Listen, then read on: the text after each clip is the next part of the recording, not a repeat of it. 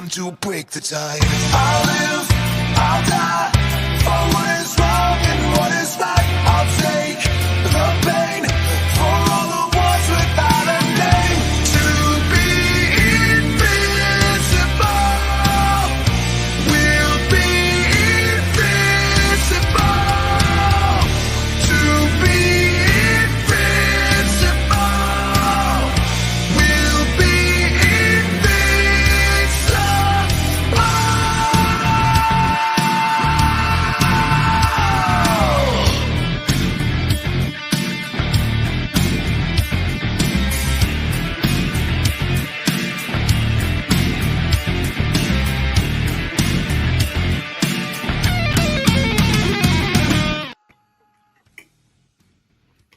Hey, how's it going? Oh, where's Evan?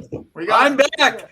Hey guys, welcome to Two Guys in Hockey Talk. This is season 4, episode 40. We got a dandy for you, but before we do, Pavel, why don't you open up with about our partners? Excellent. Well, welcome everyone. It's we're here every Wednesday at 7 p.m. Mountain Standard Time. We are connected with Sports Empire for all your sporting needs, NBA, NFL. They're getting a WWE group now that's going to be starting up soon. Some great podcasts. Key, Freddie, amazing guys over there. Check them out. Give them a follow, like. Make sure to give us a like and follow. And on YouTube and on Facebook. And Evan, who is our number one theme song for the show? It's called Invincible, guys. Thanks to Penny Billionaires. Give them a follow. Spotify, Amazon, everywhere that you want to look. Go on YouTube. You can find their stuff. Thank to Penny Billionaires for our exclusive rights on the song today that we have here. Hey, also, I do just want to say a big hats off. We have our website by JR Web Designs, guys. Great company, great prices. Like I am talking, they will blow your socks off for the prices and the content they can deliver. They have built our site for us at Two Guys in Hockey Talk. We've just got it up in the last month or so. We also have our writers, as well as we're going to introduce our guests in just a moment. We have a former guest site that you can find and follow all of our former guests. If you want to bug them on Twitter, on Instagram, on Facebook, wherever they let you follow them and a little bit about them, as well as a connection to the podcast that we are on. So a big thanks out to all 3 partners that we have. Well, I'm really excited, guys, today. We have a whole different theme here. Today, I'm going to introduce you to someone who's worked in management consultant for nearly 10 years. He's worked in strategic operations. He is a part of a company called Drive Hockey and Analytics. It's an amateur-focused sports technology company, but I'm going to let him explain more to that today. So, Adam, take it away. How you doing, bro? I'm doing well. Thanks for having me, guys. Welcome to the show. We appreciate. I don't know what Evan did or said or promised you, but we hope that we can make it up to you. But with every guest that comes on the show, we always ask, where did your love for the game or passion for the game emerge from? If you want to give us a little bit of a backstory of how you got to where you are, but where you first fell in love with the game, if you did, because we've had people like Liam McGuire who said they don't really love the game, they love the other side of the game. But go ahead, Adam. Yeah, no, definitely a big hockey fan. I grew up in Vancouver, and I think like most Canadians kind of fell in love with the game pretty early. I was lucky enough to play hockey growing up, played at the junior university levels, and then got involved with, coaching and volunteering in youth hockey associations to kind of work my way around to junior hockey, coached and scouted there for a little bit. All the while I kind of had a corporate career going on in management consulting, and then found a gig with Drive Hockey Analytics, which kind of married my backgrounds of, management consulting and business operations with the hockey side. And so that's pretty much the backstory. Here I am. Well, welcome. Now we have to ask, what position did you play junior? I tried to play center, but I played a lot of bench too. So here's a question: did you and your brother play together? I'm actually an only child. Okay. So who is your partner then? I thought you guys had the same last name. No. So my business partner? Yeah. Yeah, that's Mike Dahlstead. He's the founder of the company. So I think something got wrong on my end because I have his as the same last name, and I was just like, okay, it must have been his brother. No, definitely don't look the same. That's for sure. What you're saying is you're better looking, and they don't have to add us. But that's what I would say. I'm sure he would say the opposite. Oh, that's so cool. That's so cool. Okay, so maybe so people aren't going to be too familiar with what Drive Hockey is.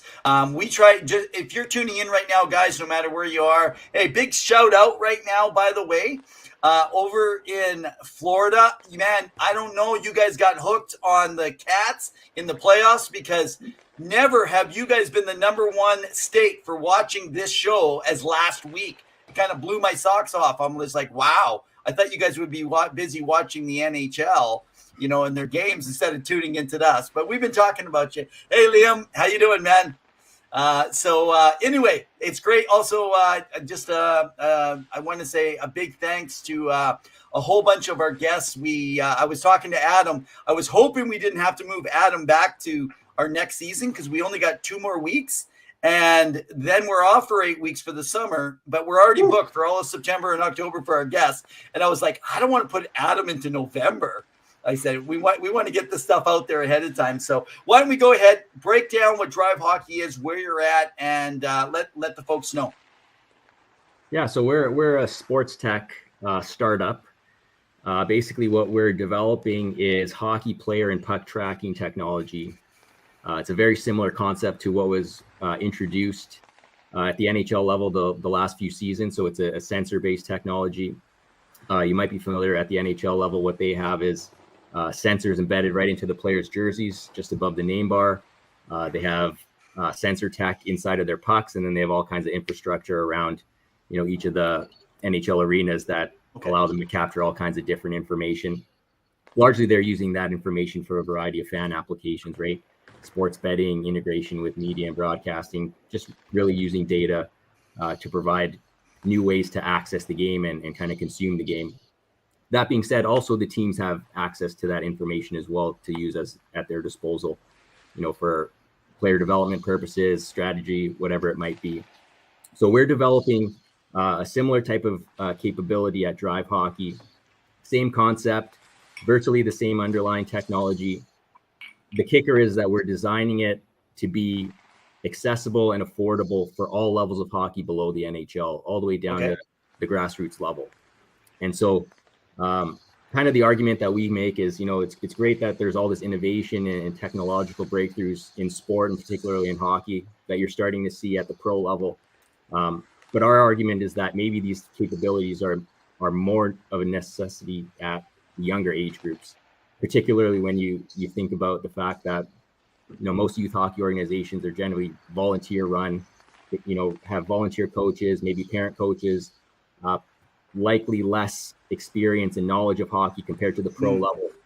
And so any ways that we can augment the limited resources that they do have to support player development, attraction, retention in the sport, engagement in the sport through new technology and digital means, that's really what our mandate's all about. So we want to bring the same type of capabilities that every NHL club has, but put them in the hands of every hockey player, all the way down to the grassroots level.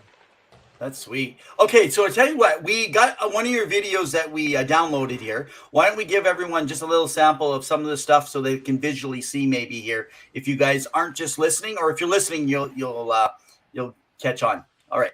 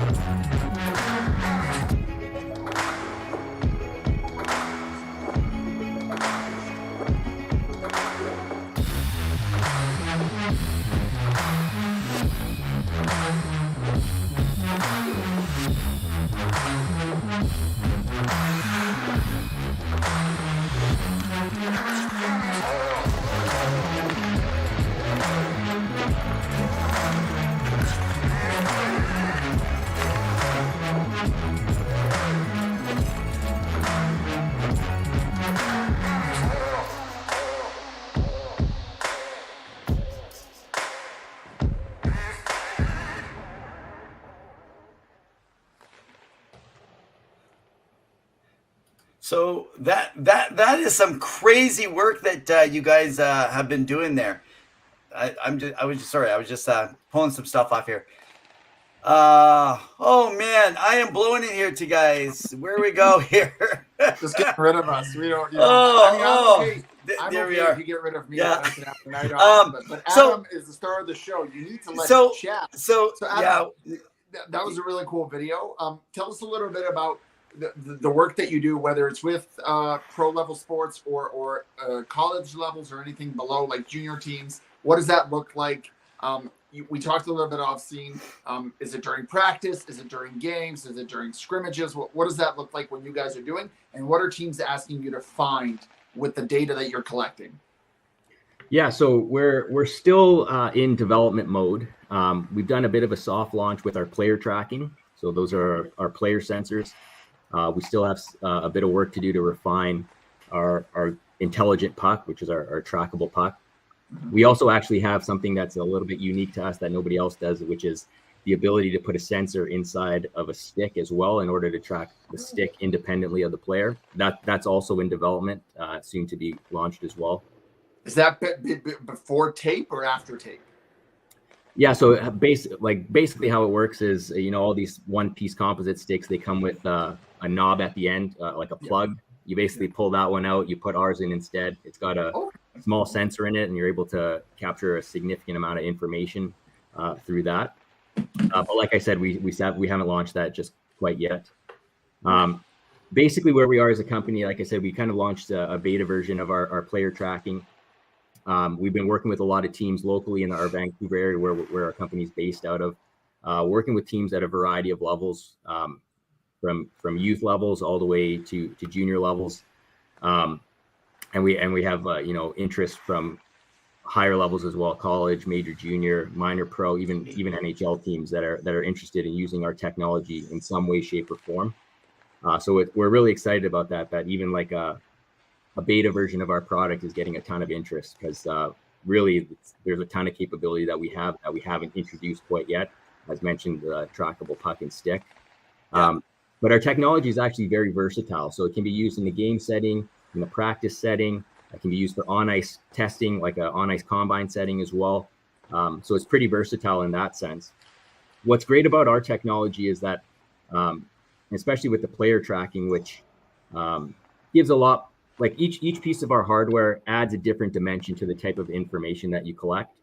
So the player tracking is where you get a lot of the athletics and skating-based metrics. So these are things like player speed or acceleration, or turning radius, stopping power, these sorts of things. When you introduce the puck, then you're getting into more of the gameplay and tactical types of metrics. So it could be anything like scoring chances, passing efficiency, zone entries, forecheck schemes, whatever it might be. Then when you layer on the stick tracking, then you're getting more into the mechanics and use of the stick.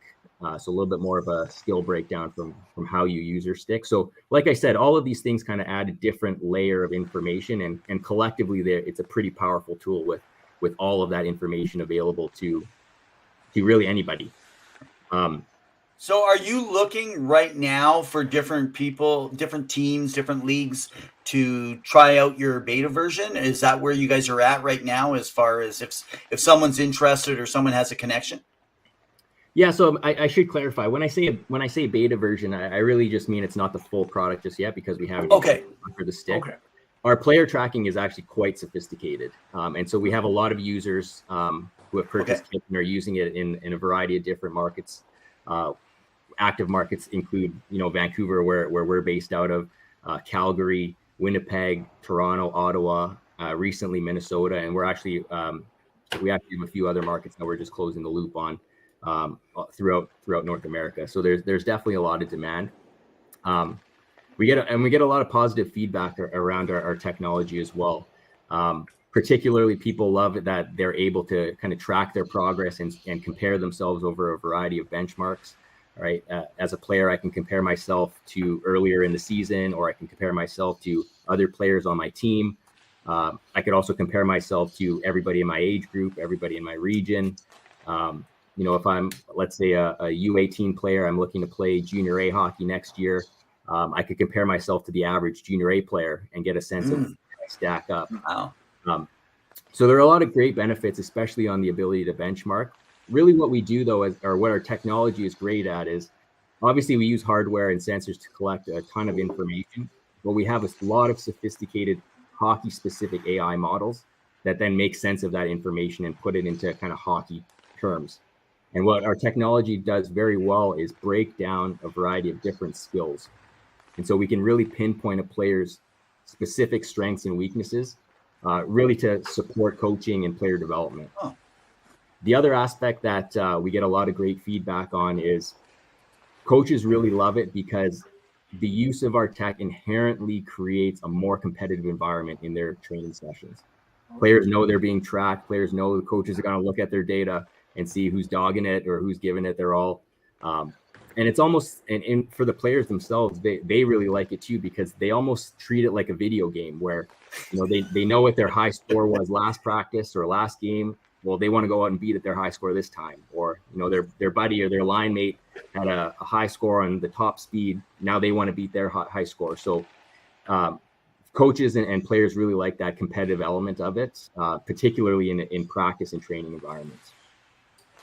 Wow. Well, that's fair. That makes sense. And I think a lot of hockey players, especially at that level, are competitive and want to be better and want to, showcase. I always think back to that Netflix special of Michael Jordan just wanting to be the best and continuing to pressure himself. Now, the 90s didn't have the technology that you guys are bringing. And I know it's the NBA, but you're bringing that elitism to the game, so it helps elevate them. It's like, I can be faster at the next shift. I can, shooting accuracy is a little bit better, which is really cool. And especially since, I guess I want to get your take. What are your thoughts on analytics? I'm sure you're pro analytics in the game, and how valuable it is, especially for teams that may not be using it. Because there are teams such as, Toronto, who is very pro analytics, and they've been looking at it.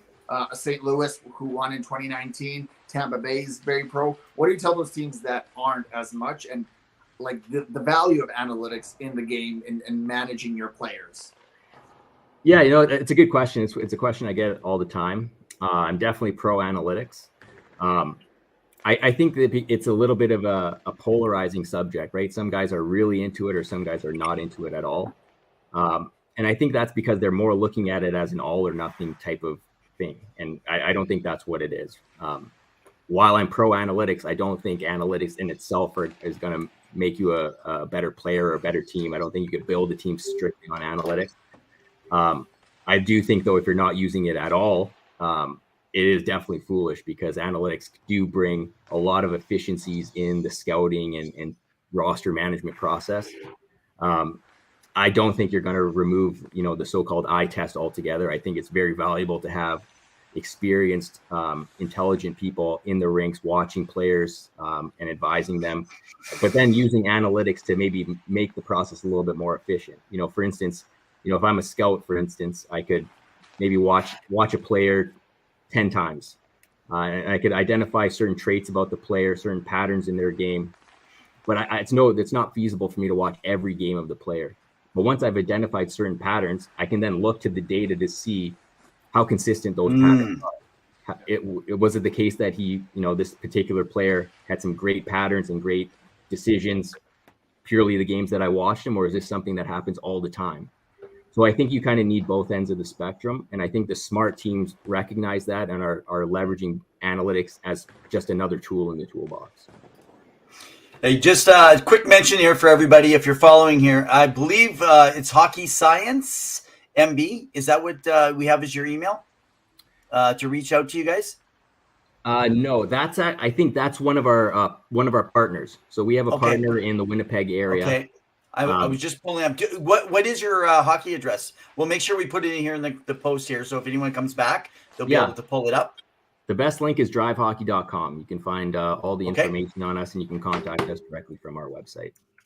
Now, do you cater to other sports, or are you just hockey based? Yeah, that's another question we get a lot. The way our technology works in terms of the hardware, it's really sport agnostic. It could be used in any sport. But the way our front end and reporting works is specific to hockey. We do have plans to expand into other sports, particularly related sports like lacrosse, field hockey. We get a lot of interest about. and that is our plan. But right now we're hyper focused in ice hockey. Okay, that's fair. So I got a question. We got Jory and we got Dylan. Do you know these guys? I don't. Okay, so Jory and Dylan, you're new to the show here tonight. Man, they are giving you the stuff that you're on fire, that you're like, they love this stuff. So, hey guys, thanks and welcome to the show, man. Yeah, spread the word, man. DriveHockey.com. Okay, so now we got it up right. Let's do this right. So head to www.drivehockey.com, guys. And then you get, I was just looking at your website while sorry, I wasn't trying to be too distracted, but your site is a killer site, man. You got everything in there. It makes me want to go play a video game, it looks like. Yeah, it's pretty remarkable what today's technology can do. And it's kind of unfortunate that it was previously only available to the top pro leagues, just based on the sheer cost and complexity to implement. So like I said, our mandate is to bring that same capability and put it in the hands of everybody. Okay, so here's a question. So I don't know if Linda's watching. She owns the Campbell River Storm of the Vancouver Islands Junior Hockey League. Yep. I'm always been pushing her to get her on the show. She doesn't like to be on. Her daughter actually played for Windsor Lancers. We had Jadelyn on the show recently. So a team like them, they're a junior team, junior B. They're playing out on the island. Is this affordable for them? It is. So we have a bunch of ways that teams can try this. So you could buy a kit, or you can what we also offer is a service. So we have service partners in a bunch of different markets, and basically you can try it out as a service where a service partner will come. They'll it's almost like a white glove service. They kind of handle everything. They set up the rink. They get the players all set up with their hardware. You know, as a coach, you kind of run your ice time as you normally would. All the data is being collected behind the scenes, and then the data is available shortly after your ice time. And so our partner would then, work with the coach, kind of explain certain things if they're maybe less familiar. But it's a great way to try it out. And often what we find is that teams like it so much that they often will buy a kit afterwards. Now, are you available for people in Europe? Because we do have visitors sometimes coming in, watching Europe, and we know how big the game is in Europe, in Russia, especially like places like Slovakia, Croatia, those kind of countries, Germany, growing markets. Thoughts on that? Yeah, I mean, we'd love to get this overseas for sure. I mean, our focus right now is mostly North America, and that's generally where our service partners are. Okay. We are looking to expand our service partner network throughout North America, but also globally as well. So we do have plans to be in pretty much every hockey nation on the planet at some point.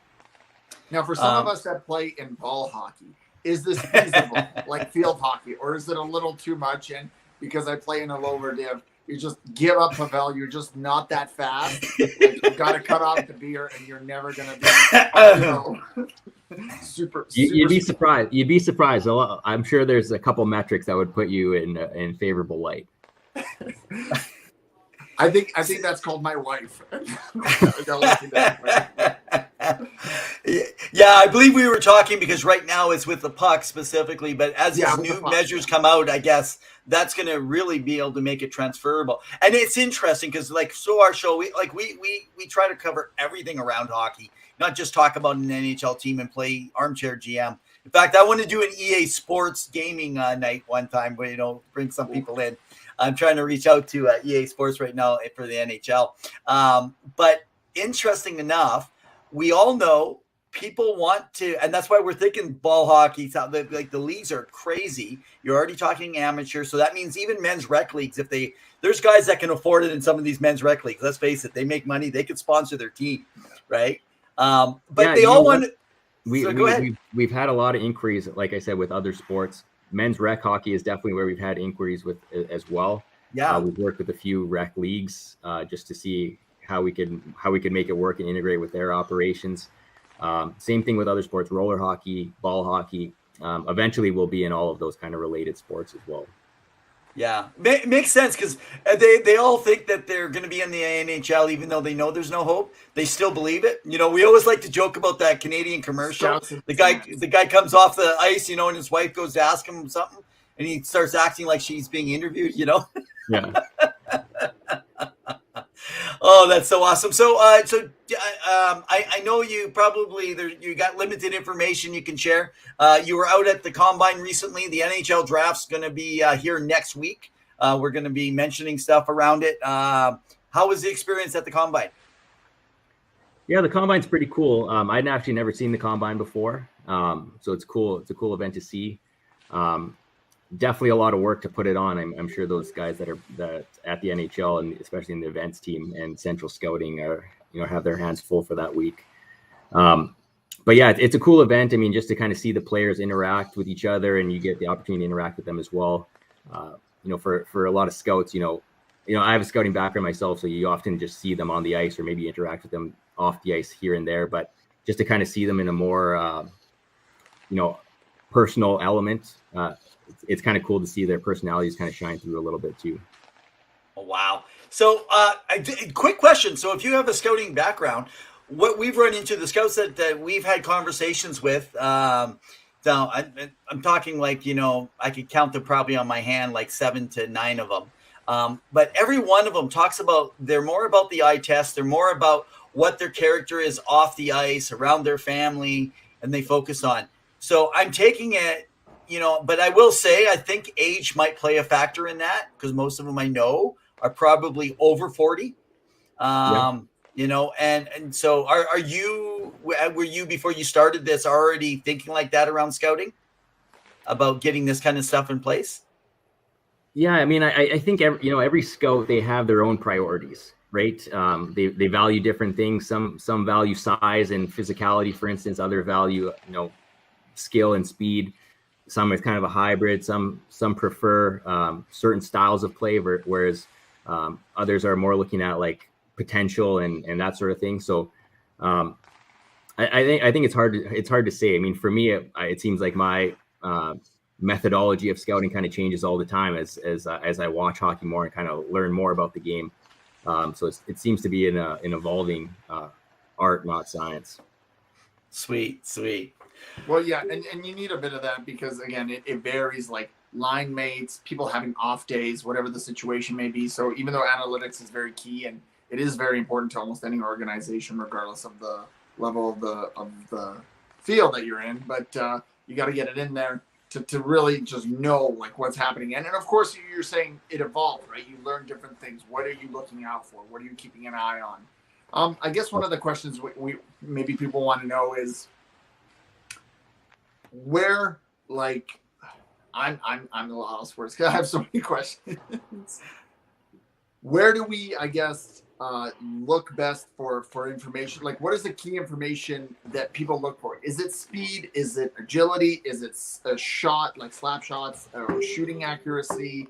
And like, what is the focal point that oftentimes people want to improve on and that can improve on?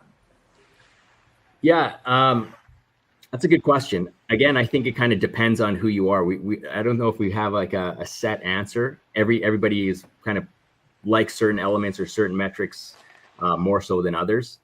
I think mostly, like, especially if you look at where our product is right now with the player tracking and more of the athletics based information, top speed is always one, and acceleration rates, who can get to the top speed quicker. Those generally are two metrics that people are more concerned with than others. An interesting stat, or a couple interesting metrics that our system kind of tracks as well, is one is use of speed. So it's great that you have maybe the highest top speed, but if you only use it 1% of the time, maybe that's not a good sign of an effective player. So kind of the distribution of how you use different degrees of speed, a lot of coaches find useful. The other one is more around endurance and, recognizing all the data we collect. One thing that we can track is an optimal shift length. And so a lot of coaches really are interested in that. And as I'm sure you would guess, most players far and exceed their optimal shift length. So that it's just another piece of information that coaches and players have found useful. But that being said, there's no set metric that everybody loves. Everybody finds different things interesting. So it's interesting you talk about shift length, right? Because you were referring to Pavel and his ball hockey team. I think that with it. So, hey, I'm just going to, so we've had some tech issue right here on the show. So my stream that's coming down, guys, and I apologize for some of you that have been writing. I haven't actually saw it. So, Zilstra asked how much it costs. So we talked a little bit about on the back end. I couldn't get into specifics because it depends. So Kyle Edwards says, I think analytics are a piece of the puzzle, but I think there's still a place for instinct and trusting. Now Zilstra does roller derby. So she thinks that you guys should think about adding it into roller derby. That was another piece that was brought in. Where is it here? Kyle then talks about tech and analytics do enhance the viewing experience when it's displayed well. The other thing was talk about great tool to assist with training directions, which, yeah, absolutely. And then it was also mentioned that she loves analytics before the NHL even was actually putting them out there. And then we had one last one that just saying, hey, this is great information. We got to get this out there. So just some stuff. Sorry about the tech issues. It's funny. We bring on a guy that knows AI and tech. We might need your AI. This is probably the worst tech show that we've had in like 4 seasons. Oh, my God.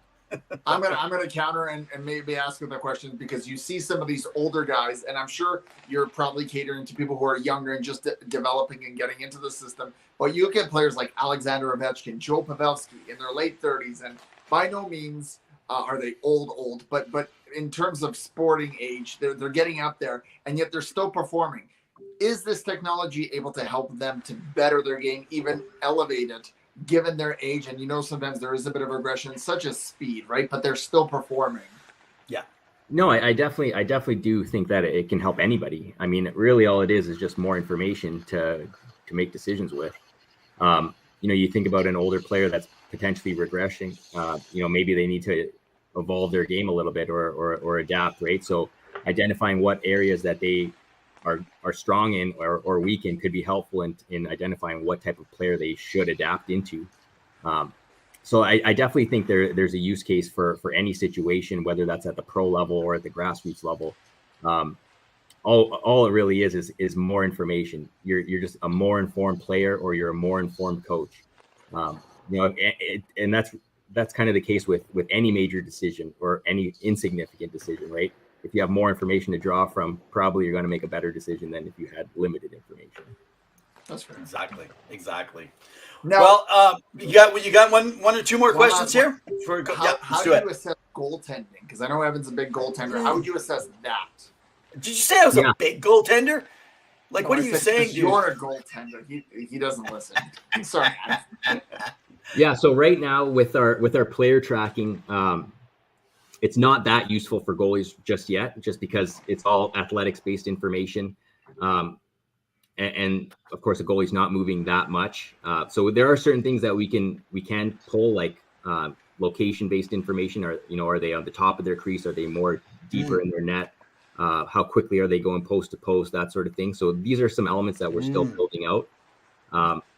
Eventually, we'll get it to a place where it's a little bit more. And especially as we add the puck data, we'll get a lot more information around shooting and scoring, and which conversely is stopping the puck as well. So then it becomes a little bit more useful for goaltenders as well. Okay, so I have one last question before we let you go, Adam. And as things are progressing, keep in touch with us, and we'll be definitely sharing get stuff out to everyone. So now, all your time playing hockey, this could be junior, any experience that could have been down to your early years when you're 12. Did you ever get into a fight in hockey? And how? I never got into a fight in hockey. So I was generally an undersized player my whole playing career.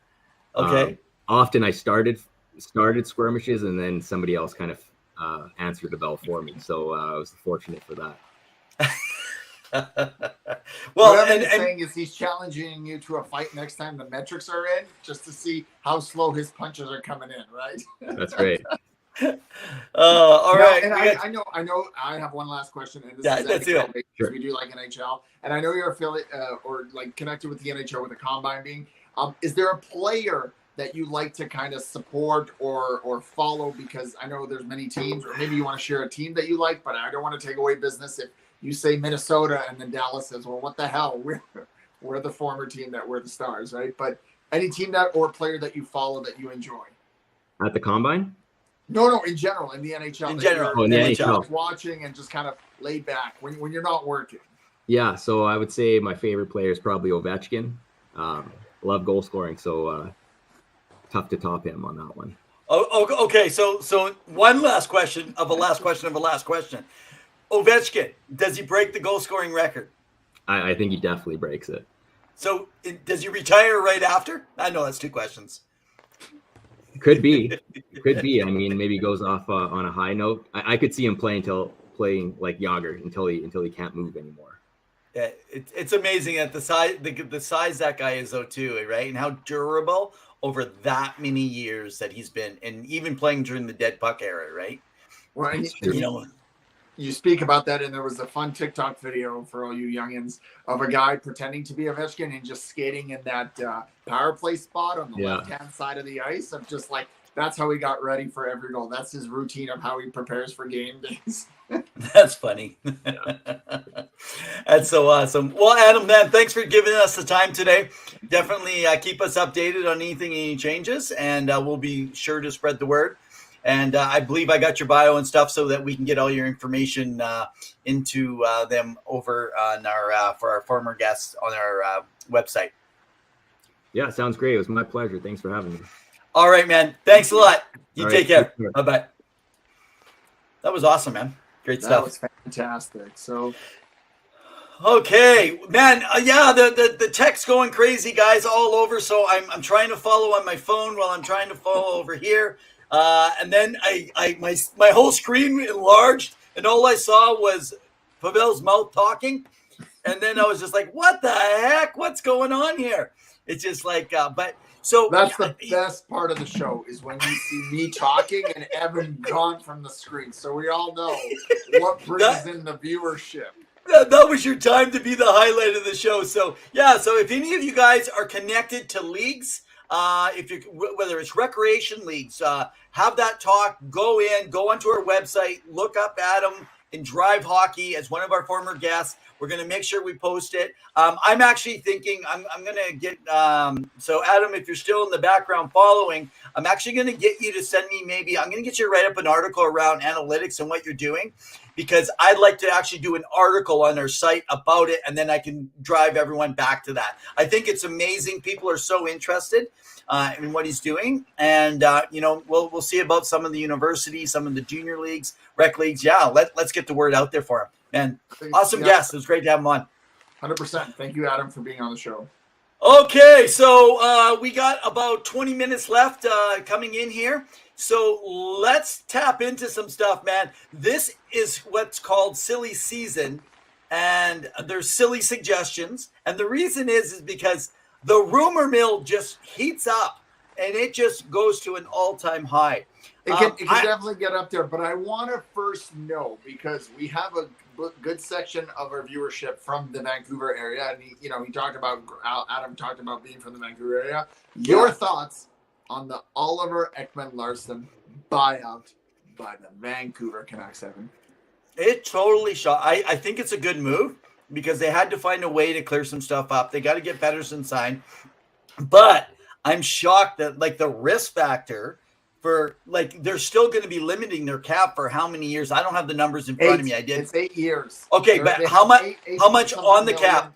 Now, do you how much is going to go against their cap for the next 8 years? So it depends on the year. So next year, I think it's 8.5, 8.6 million that they have, which is a lot. Is that much? Well, yeah, but they're paying, 4 point. Well, sorry, they're going to have X amount. Let me take a look. But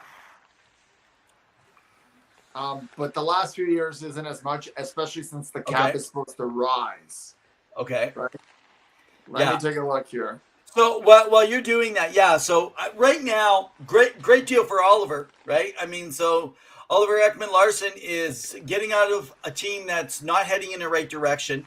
So, I'm not hearing a lot of talk of where he could end up going and signing. First of all, it's got to be a team looking for a left-hand defenseman. Yes, he can play the right. He's going to Boston.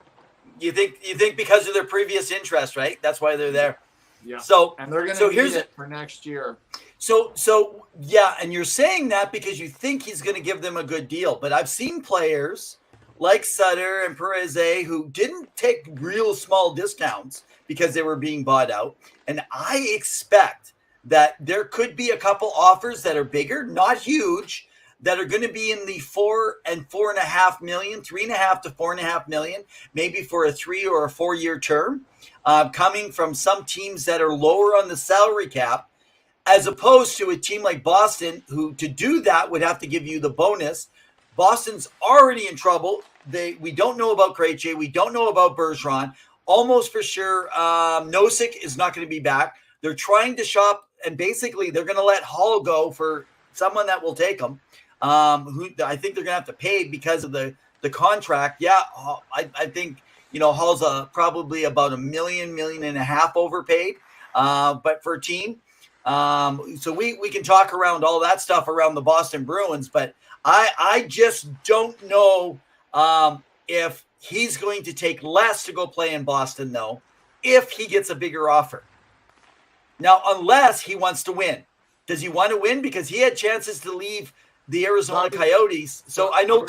So the cap hit next year is $146,000. So it's around $8 million for next year, and then it drops to 5.5, which is the cap hit is 2.3. Then it's for the next 2 years after that. So year 3 and 4 is 4.7. I thought it was a lot less. And then the final 4 years is 2.1 million against the cap, but that's from 2020. So yeah, it is $8+ million that they get in the first year, but then it goes up for the 2 years after, and then it slowly deteriorates because they're owing him, I believe, 19.33 million, something around that range. So listen, I was right. I'm just saying. Okay.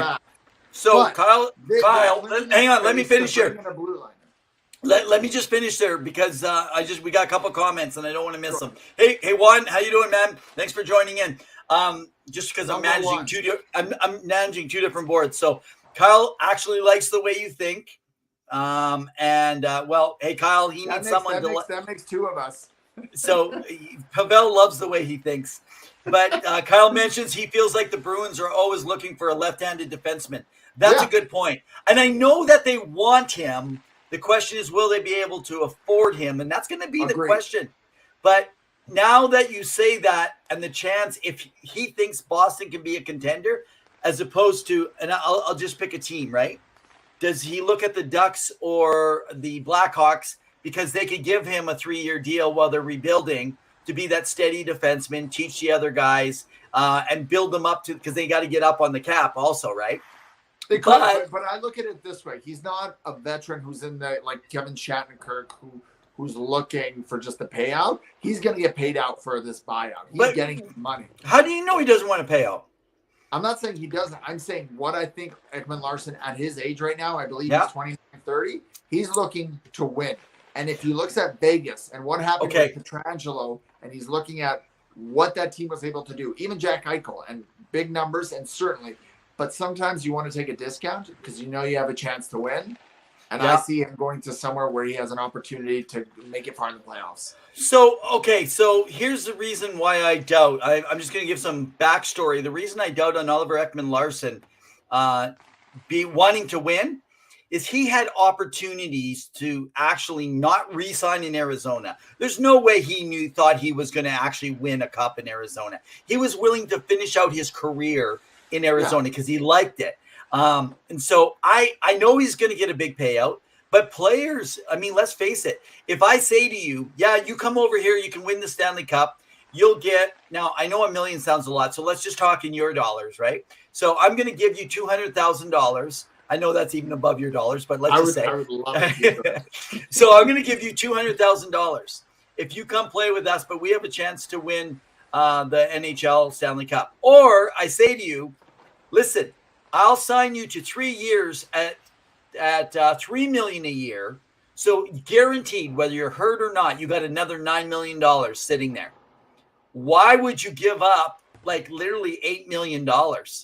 I just can't see it. That's so, he's got to get the heads. There's definitely pause. I mean, Evander Kane is a prime example who, albeit he took a bit of a discount to play at Edmonton after that debacle with San Jose. but Yeah. he knows he has an opportunity to win with Edmonton. And I think he's going to do the best that he can for the next 3 more years after his 4-year contract.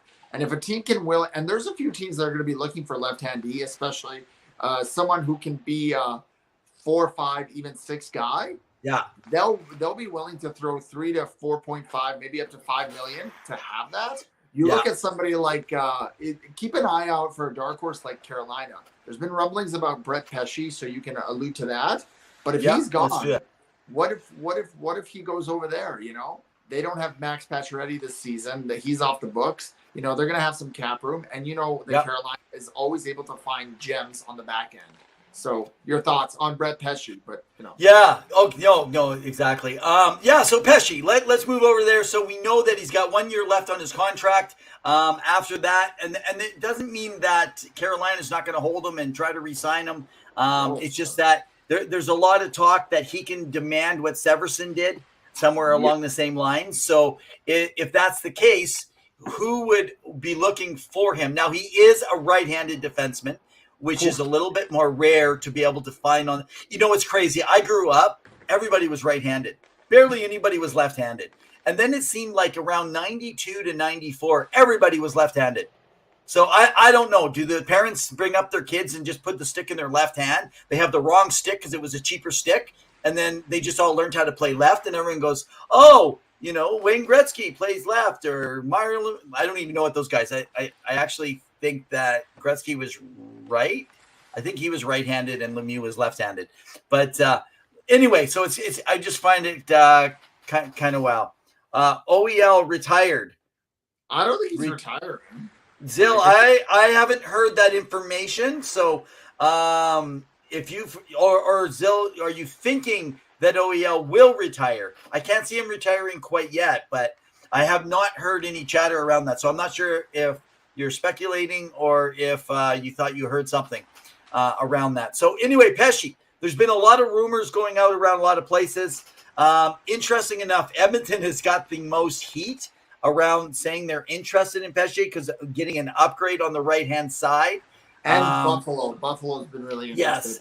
Yes. And Buffalo, we know, has more money and more to offer to the team. However, I cannot see Buffalo doing this without a sign and trade. So it would have to be a sign and trade, but they're going to pay more if they can do a sign and trade. If you're going to send him to a team like the Oilers, if they can clear cap, by the way, I do not think he's going to the Oilers. I'll just say that right now. I think the Oilers have something else in the mix right now. In fact, I could be wrong, but let's just say if you're an Edmonton Oilers fan, between now and around 2:00 tomorrow, be paying attention.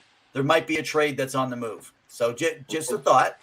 There might be something that's going to be on the move. There needs to be cap clearance. There's been rumblings of Connor Brown coming to Edmonton, the worst kept secret for so long since Jan Campbell signed. Now, there was speculated about Connor Brown. So he was on Luke Gosdick's show. And he would Luke Gosdick, good old Oiler. So he's actually advertising, saying, "Hey, would you want to play with Connor McDavid?" And of course, like I've been all which he did. People should know he did in juniors. Right? Yes, he played with the Erie Otters. Absolutely. Well, hey, just so you guys know, Alex DeBrincat, Dylan Strome, Connor Brown, Connor McDavid all played with the Otters. There's a reason Chris Knobloch, he knows how to work with players, by the way. Let me talk about Chris Knobloch because we're talking about the Rangers behind you in a little bit here, who is the head coach of the Hartford Wolfpack of the American Hockey League. Great coach. So go back to Connor Brown. So I was all over this saying, book it. It's going to happen. We're hearing it. It's all over. There's just no way this isn't going to line up. He can get bonuses, so Edmonton could sign him, say, for $1 million or just under. Give him a whole bunch of bonuses to equal, say, 3.5 by end of year. Give him bonuses that he will reach pretty well. And then by the end of the year, he has a good chunk. He can pad his stats. He either gets paid well, he proves himself, or it's just $1 million off of the copper, and they're going to be easily able to replace.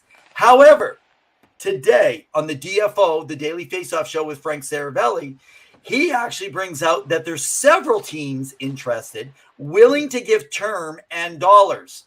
A lot of you have been after me on Twitter saying, like, you know, oh yeah, Like they just can't believe it, right? Well, here's the thing. I want you guys to catch this, that in hockey, if you can make a guaranteed 3-year contract and get 10 and a half, like we said, Pavel, earlier about like in the situation, who are we just talking about? Man, I've lost my train of thought. Ekman Larson. Yes, same thing, right? If he can make more money on a 3-year term somewhere, he might just take it. Just because, I mean, he's not had big paydays like everybody else. Oh, Gene, thanks, man. Gene over at the Sports Empire. You got to check him out. He loves my energy. He loves my energy. At least someone loves me here, Pavel. At least somebody does. And Key wants to know, I'm jumping around. We're going to come back to some of these guys. Wants to know, Pavel, do you like the Flyers' new jerseys? I do. I thought they were pretty lit. I'm very impressed. I know there's been some rumblings in the Flyers Nation, just in terms of kind of the patching of the back with the black and stuff like that. Maybe Jamie Basco can give us some feedback about what it looks like. But I do like those new jerseys. I think they're looking good. Now, the one thing to keep an eye out with the Flyers, because I know Briere has been really, really pushing it, is Kevin Hayes potentially either traded or bought out and look to Columbus as a potential suitor for a new center. Because I know Columbus has been really pushing and make some aggressive moves. And Kevin Hayes, rumblings are that him and Tortorella don't get along. He was benched twice or sat, healthy scratched this past season. So look out for that to change it up. Now, I know he's had a hard year with everything with his brother and stuff like that, but just keep an eye out that. But yeah, Key, I do love him, and thanks for the support. And Maurice, hey, thanks, man. Appreciate it. And Key, just so you guys know, Key and where's it go? So, yeah, so Key and some others running the Sports Empire Network, our great group of Key and Freddie. Oh, yeah. So check out the Sports Empire. They got all your podcasts. You were just saying they got a WWE one coming in here, too? Yeah, it's going to be intense. I've tuned into a few of them. Chomping at the Bit is one of my favorites with Kyle Edwards. Kyle really gets into it. No, well, what do you... Wait, are you going to Kyle? Hang on. Are you going to Kyle's show and just bragging him up, and then he comes to your show, brags you up? You guys are just a bunch of buddies. Works. This is how it works. And Jordan's been rocking it. The whole team there has just been phenomenal and growing. So props to that. It's been fun connecting with those gents and talking basketball. But yeah. Okay. Saying, I wish the Flyers would just blow everything up. I mean, they kind of are. But I mean, I don't know, Gene, maybe you want to elaborate, like what does that mean? Okay, Gene, I think I can name a few other franchises that are more frustrating. Case in note, I would say Toronto and Vancouver got you beat there. Okay, well, I don't know. You mean Philly? Arizona. Philly wants the winner. Arizona. But you know Evan, what's happening in Winnipeg? The fans in Philly, man, I love they are hard-working people in Philly, and they can be a mean crowd. Now, I'm biased because after the Vancouver Canucks, when I was 11 and started following them, I was 13 years old and started following the Flyers. And Pelle Lindbergh is my icon. He is my hero of all time. It's so sad his life was shortened so early in his life. Ron Hextall came in. And I followed Dave Poulin. I remember, Big Dave Brown roaming the streets. I remember Tim Kerr standing in front of the net. I remember the last days of Bobby Clark, like Bill Barber. You can go back to Bernie Perron. The Legion of Doom. Okay, we got to stop talking Flyers hockey. Can I just say this, guys? You got to get over. Go follow some stuff on Twitter. I've sent some stuff out there that are from some of the guys that I follow on Twitter. Really good folks. They're beat writers. They're credentialed. They're great journalists that are following out there. Give them a follow, okay? They put out stuff out there, and they get it out there in a timely fashion. Now, all that aside, right now, so Gene, you're saying here, dump everyone, rebuild young, change the culture. For years, the Flyers wanted to do was fight or play big. Like, why is Hayes still on the roster? Okay, so here's what we got. Should I share a little bit? Okay, I'm going to share a little bit. This is what I'm going to share. Yeah, but we're on the show, man. This is about hockey. This is what I'm going to share. I believe in what Daniel Briere is doing right now. The marketing that these guys are doing, one guy, then they announce the next guy, then they announce the next thing, and then they announce the jerseys. get ready for the next big announcement. And there's an announcement tomorrow. Hang on. You never know what's going to be announced. I know you're thinking it's a small announcement, but what if?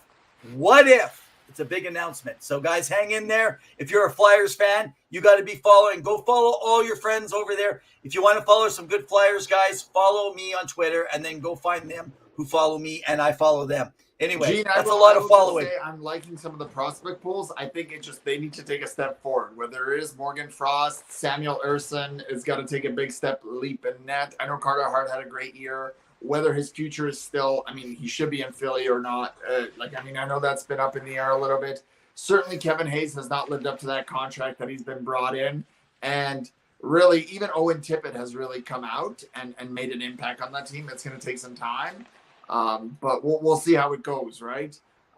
Winnipeg, I wanted to know your quick thoughts about Winnipeg. Okay, so the question is, are we ending there because we got like 4 or 5 minutes? We got to take our last hot take. Topics. I just want your thoughts on what's happening with Blake Wheeler, Mark Scheifele, and Connor Hellebuck, and are they all moving? Do we got time, man? Do we got time? Yes, okay. Go. Okay. Oh, are you here for Gritty? Key. Right on. Okay, we got Gritty. Yes, Key. Okay, so this is gonna actually go back the energy on the thanks, man. We appreciate that, Gene. Listen, I'm gonna give more out there to the Flyers fans. Don't know where this is going, but I can tell you calls are being made right now. There's been conversation. The phone's been picked up. They're kicking tires. Winnipeg has made a call over to into the Flyers, and they're doing some work. Daniel Briere is on that phone. He is playing. This is what I'm being told. Right now, he is as excited as someone playing armchair GM on EA Sports NHL. This guy loves what he does, but he's sly, and he knows how to play the game well. So be careful if you're trading with him. He probably will come out on top, even though you think you win now. But Winnipeg, it's interesting they might be dealing with this. So here's a question. One of the players that's mentioned of the four, now, you know all four? Yeah, so Hellebuck, Scheifele, Wheeler, and Dubois. Okay, so what if they're looking for a place, there's 1 year left, if they need to unload some contract because they want to make some changes, what if they could take out Wheeler and bring him out and take him somewhere else? And what if Wheeler is the call that's going out to the Flyers? What if? So if Hayes is going out, what if Wheeler's going in? Now, you got to remember, it's only 1 year. Yeah. They're going to have to pay because they're unloading, even though he's a good player, they're unloading a player, though, that's older and has a lot of money. And so if the Flyers take on that cap. Whereas Hayes is a little bit less. I think he's 7 point something. So if they're doing that, they got to move something out. But it also, you got to understand, Flyers are going to have to make a choice because if hypothetically Wheeler is the guy that is being shopped and they're interested, they may not be able to make another move because they just can't fill up with $5 to $7 million players. So something that you need to think about before you make that move. So let's just say we know Hellebuck is gone. There's rumors to New Jersey. He may not be gone. He still has one more year. He has no interest in re-signing. They're going to get something for him. They're not waiting to the. Okay, I get it. Legally, he's got a year left on his contract. I'm saying he's gone. He will be traded by the time September hits. He will not be there. That's what I'm saying. He's already said he's going to test the markets. They're not going to keep him. And so why would you hang on to someone you're going to get less at trade deadline? Because people, if they're going to take on the contract that he has, they want to hopefully re-sign him. And LA has a strong interest in him right now. I disagree because at the trade deadline, where are you in the standings? You already know where you are and potentially who you could be facing in the playoffs. And you could be dealing with an injury for a goalie. And you want to be like, hey, I want to bring in an elite goaltender. Where am I going to find one in the middle of the season? Here's Connor Hellebuck. And the Winnipeg Jets hold all the cards. You do know how much he makes, right? Like you realize that the Jets don't hold the Jets don't. It's a 1 year, and they can retain salary for the remainder of that season if Winnipeg is out of the playoff bubble. Okay, I'm confused. Not valuable? I'm confused. You're saying trade deadline, or are you saying trade in the offseason? No, I'm saying by trade. You're saying he's going to be traded by September. I'm saying by next trade deadline. That's when he potentially could. That's my point. You're talking about. You're saying you're going to bring in this player, but let me just use. Oh, you're a contending team. You're a contending team. So what's his contract at right now? He's in the $6 million some. I believe he's around 6 by 6. Okay. Yeah. Okay. So let's just say he's $6 million. So at that time, you got to take $3 million on to your you. So you're not like they're not sending someone to you when you're trading at that point. They're not taking a $3 million back. And if they do, you're taking a first-round pick, and you don't know if you get a re-sign. If you get a re-sign, you're getting another player plus a first-round draft pick if it's a trade and sign. There's no way you move that kind of money, man, to a contending team for a $6 million player at that trade deadline. Can I present you with Timo Meier? And what does that look like, Evan? Explain to me what Timo Meier was from San Jose to New Jersey. He went to New Jersey, who has a low cap and had space this year. They can't do it next year. How much time did he have left on his contract? How many years? So I don't get it. Did you hear what I said? He had 1 year and he went to a team that had money. He went to a team that had the cap. Are you saying he can't go to a team that doesn't have money, that's in the playoffs? Okay, you name me a team next year that's going to be in contention for a cup, that's going to want Connor Hellebuck, who's going to have cap space. All the trades haven't happened yet. You can't make an assessment right now. Take a look, man. You can all you got to do is you can't move money in and out. New Jersey has cap space, but it's going to clear up soon. But they still brought in Timo Meier, and now they're going to arbitration with him. Are you telling me that a team wouldn't want a goalie who gets potentially their goaltending tandem gets injured? Look at Vegas. They've gone through 5 goalies this season and won the cup. And you bring in Connor Hellebuck. Man, your arguments, someone's got to throw them in the trash because they just don't make any logical sense. So, but hey, I appreciate it. Guys, we've hit our overtime. We've been arguing. You decide for yourself what you think. All I'm saying is, be watching tonight and or tomorrow. There could be some exciting stuff happening, and it could be the beginning of a lot of moves going forward. Don't you go starting some rumors that aren't out there. All right, guys, it's been a blast having you around. Just want to throw a quick shout out there. Every Wednesday night, we are at 7 p.m. Mountain Standard Time. We only have a few shows left before the end of the seasons, but we are going to be rolling hard come September. We've got a lineup of amazing, incredible, talented guests coming on the show. And we want to make sure that you check out Sports Empire. They've got you all your sports needs covered. Make sure you give our website a follow. We've got articles going up there on the regular through JR Web Designs. They're amazing. Go check it out. Go give it a follow. JR Web Design. If you want a website done, they do the great job. They get it out there. And remember, penny billionaires. If you have a bunch of pennies, you can become a billionaire. And they wrote an amazing hit single, a real alt rock anthem for us and us only. Boys out of the Arizona Coyotes area, right? Evan, Arizona? Yeah, they're out of Phoenix, Arizona. Penny Billionaires guy, electronic infused hard rock band. They have definitely been growing. It's been good to see the work that they've been doing. So if you can get out there, go onto Twitter, follow them there, go to the YouTube page, and if you could share and get that word out there as these guys are growing. They basically took the pandemic. So Greg Jax works with Evan Berg, I think is his name. It's a duo. You'll see in our video as we go out to our song that we got exclusive rights to, thanks to Penny Billionaires. But this duo does a great job. He used to actually work for Greg Jax actually was with Superbus, for any of you guys that used to follow Superbus.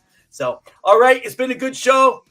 It's been a ring-a-ding-dong dandy, but as we always say at the end of the show, in the meantime and in between time, keep your sticks on the ice. We are so off today. Keep your head up. Cheers. Have a great one, man. Stay safe, everyone. Cheers.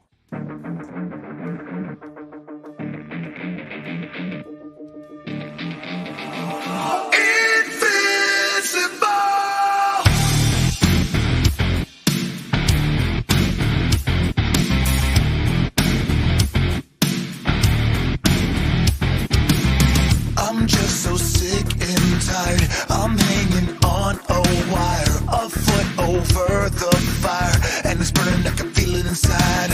Done with the same cliche, done with the day after